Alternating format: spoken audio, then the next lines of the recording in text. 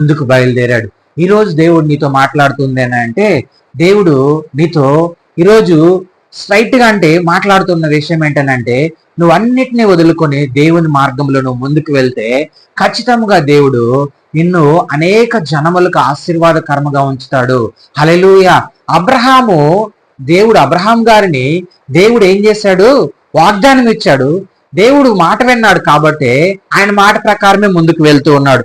చూడండి, అదే విధముగా 17వ అధ్యాయము 4-8 వచనాలు ఒకసారి చదువుకుందాం. ఆదికాండం. త్వర దేవుడు అతనితో మాట్లాడి, నేను నియమించిన నిబంధన నేను చేసి ఉన్నాను. నువ్వు అనేక జనములకు తండ్రి వగుదు. మరియు ఇక మీదట నీ పేరు అబ్రాహాము అనబడదు. అబ్రహాము అనబడుతుంది అని అన్నాడు. హల్లెలూయా. ఏమన్నాడు? ఇప్పుడు దాకేంటి? అబ్రాహాము. కానీ ఇప్పుడేమి? అబ్రహాము. ఆల్రెడీ దేవుడు ఏం చేశాడు? హెచ్చించేశాడు. ఆయన్ని అప్పటికే హెచ్చించేశాడు. కానీ అబ్రహాంలో ఒక చిన్న సందేహం ఉంది. దేవుడు నిన్ను అనేక జనములకు తండ్రిగా చేస్తానంటూ ఉన్నాడు. నా వయసు ఇప్పుడు ఎంత? 75 సంవత్సరాలు. దేవుడు నాతో ఇప్పుడు మాట్లాడుతూ ఉన్నాడు. నా శరీరం ఏమైనది? మృతతుల్యమైపోయినది. కానీ ఇప్పుడు నాలో నుంచి అనేక జనములు ఎలాగ వస్తారు అంటే, దేవునికి అసాధ్యమైనదంటూ ఏమీ లేదు. దేవునికి అసాధ్యమైనదంటూ ఏం లేదు. దేవుడు మాట తప్పని వాడు. ఆయన చెప్తే ఖచ్చితంగా ఆయన ఏం చేస్తాడు? నెరవేరుస్తాడు ఖచ్చితంగా. చూడండి, ఆయన ఖచ్చితంగా ఆయన జీవితంలో గొప్ప మేలులే చేశాడు, గొప్ప ఆశీర్వాదాలు ఇచ్చాడు. ఈరోజు అబ్రహాం గురించి సాక్ష్యం చెప్పుకుంటూ ఉన్నామనంటే, దేవుని నీతిని ఆయన ఏం చేశాడు? నెరవేర్చాడు. ఈరోజు నువ్వు నేను కూడా ఆయన నీతిని నెరవేరిస్తే నువ్వు నేను కూడా సాక్ష్యం పొందుకుంటాం. ఇక్కడ కాదు, పరలోకంలో మనం సాక్ష్యం పొందుకోగలుగుతాం. ఇక్కడ కూడా పొందుకుంటాం. అనేకులు మన గురించి కూడా చెప్పుకుంటారు దేవుని గురించి.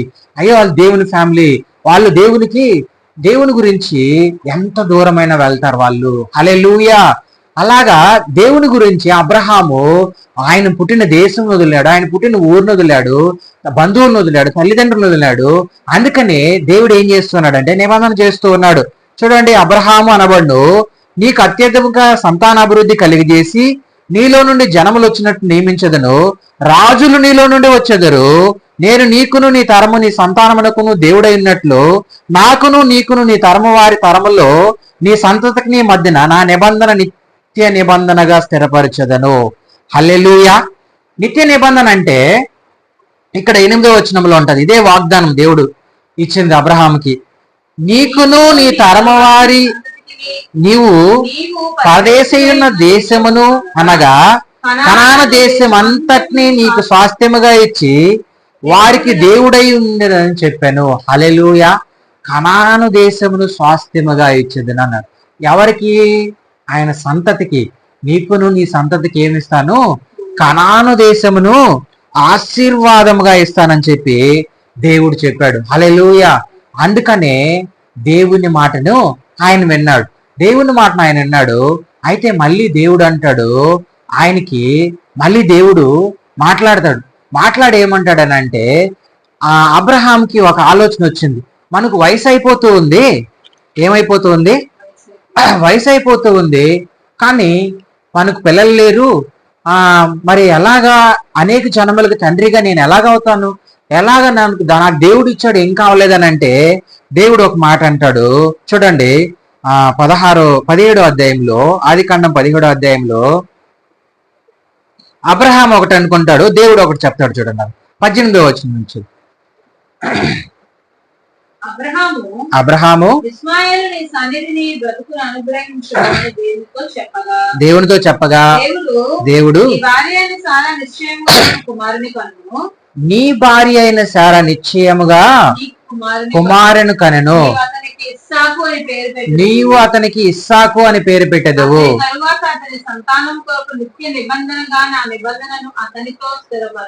చూడండి, ఇక్కడ అబ్రహాం అనుకుంటాడు ఇస్మాయేలే నా సంతానం అనుకుంటూ ఉన్నాడు. కాదు బాబు, నీకు సారమ్మ ద్వారా ఎవరు పుడతారు? ఇస్సాకు. పేరు కూడా చూడండి, దేవుడు ఎవరికైనా పేరు పెట్టాడంటే పుట్టక ముందే ఇస్సాకు పెట్టాడు. హల్లెలూయా.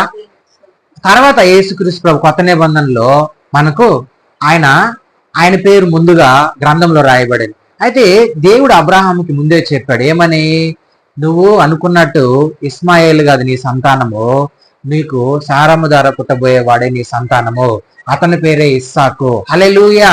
అతని ద్వారానే నా నిబంధనను నేను స్థిరపరుచుకుంటాను అని అంటూ ఉన్నాడు. హల్లెలూయా.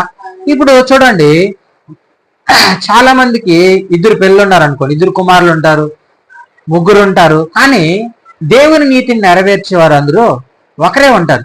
అలాగే ఇస్మాయిల్ కూడా ఉన్నాడు, హాగర్కి పుట్టాడు, కానీ దేవుడు వాగ్దానం చేసింది ఎవరికి? సారమ్మకి, అబ్రహాం గారికి. అందుకని ఎవరి ద్వారా ఆయన నిబంధన చేశాడో, ఎవరి ద్వారా ఆయన వాగ్దానం చేశాడో దాని ద్వారా ఆయన ఏం చేసుకుంటాడు? నెరవేర్చుకుంటాడు. ఇప్పుడు ఇస్సాకు ద్వారా నా నిత్య నిబంధన నేను ఏం చేస్తాను? స్థిరపరుస్తాను అని చెప్తూ ఉన్నాడు. హల్లెలూయా. ఆయన పనిని ఎవరి ద్వారా జరిగించుకుంటాడంట? ఇస్సాకు ద్వారా జరిగించుకుంటాడంట. అయితే మనం జ్ఞాపకం చేసుకోవాల్సింది ఏంటి అంటే, ఈరోజు మనము చూడండి, అబ్రహాము దేవుని మాటను విన్నాడు. హల్లెలూయా. అది అతనికి ఏమైంది? నీతిగా ఎంచబడింది. ఒకసారి చూడండి, హెబ్రీయులకు రాసిన పత్రిక 11వ అధ్యాయం తీయండి త్వరగా. 8వ వచనం, 11:8. అబ్రహాము పిలువబడినప్పుడు విశ్వాసమును బట్టి ఆ పిలుపు. చూడండి, అబ్రహాము గారు పిలువబడినప్పుడు దేనికి లోపడ్డాడంట?